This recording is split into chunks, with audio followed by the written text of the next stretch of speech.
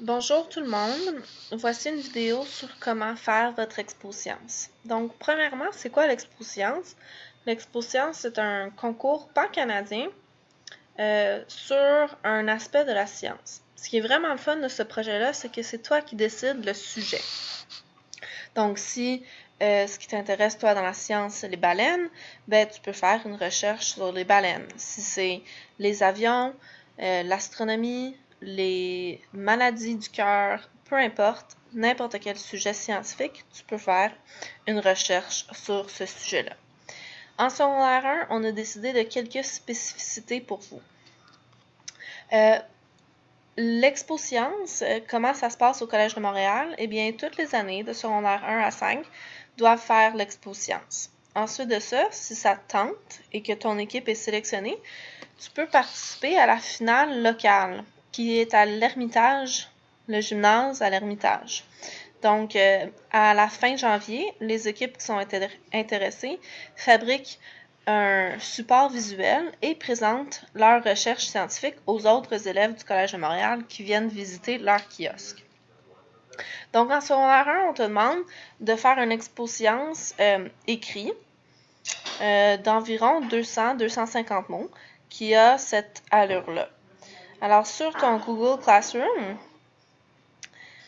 voici le groupe 712, mais ça va être la même chose pour tous les groupes. Il y aura deux documents. Donc, l'expo science ici, qui est ton devoir.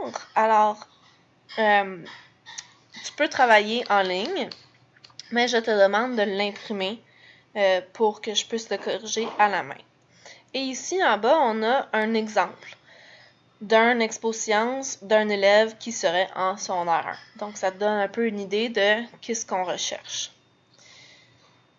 Dans l'exemple de travail, c'est Mme Baldacchino, l'enseignante de secondaire 2, qui l'a fait. Alors, s'il est vide, ici, on te demande de mettre le titre de ton travail sous forme de question.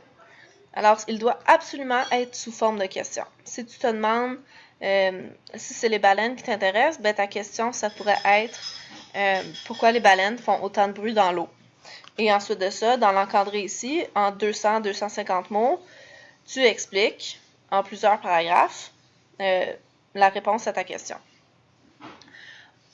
On te demande de mettre une image pertinente. Donc, tu mets pas un bonhomme sourire, tu mets une image qui est pertinente, qui aide à expliquer ton texte. Et en bas, on te demande ta source d'information qui, en secondaire 1, doit absolument être une revue. Alors, au CRM, vous allez voir, il y a quasiment infini revues scientifiques pour t'aider à faire ton choix. Alors, quand l'exemple y est fait, ben, ça ressemble un peu à ça. Alors, on a le titre sous forme de question, le texte en différents paragraphes, notre image pertinente et notre source d'information aussi.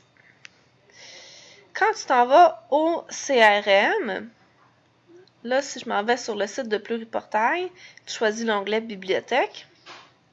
Dans la partie Information, tu as plein de liens très utiles. Par exemple, si toi, tu as déjà une idée en tête, comme les baleines, et tu veux trouver une revue qui parle des baleines, tu vas écouter cette vidéo-ci. Comment chercher un article de revue? Tu cliques dessus et c'est une vidéo préparée par M. Demers, qui est le bibliothécaire au Collège de Montréal.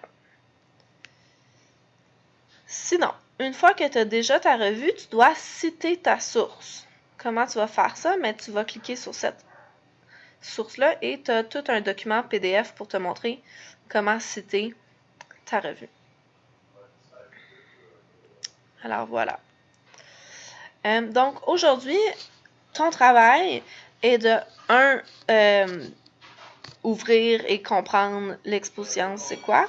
Et deuxièmement, vous allez passer une bonne partie de la période à la bibliothèque. Monsieur Demers vous y attend et pourra vous guider un peu sur les revues scientifiques. Alors, je répète l'essentiel. 1. Tu choisis ton sujet aujourd'hui. Ton sujet doit absolument provenir d'une revue. Elle n'est pas obligée d'être celle au CRM, mais ça serait une bonne idée. Il y a beaucoup de choix au CRM. Alors, tu choisis un sujet que tu vas formuler sous forme de question. Tu auras 2 cours en classe pour faire ce projet. Donc, aujourd'hui, c'est le premier. Et le prochain cours aussi, tu auras toute la période pour rédiger ton article, ton expo science, qui peut être n'importe quel sujet que tu retrouves dans une revue scientifique.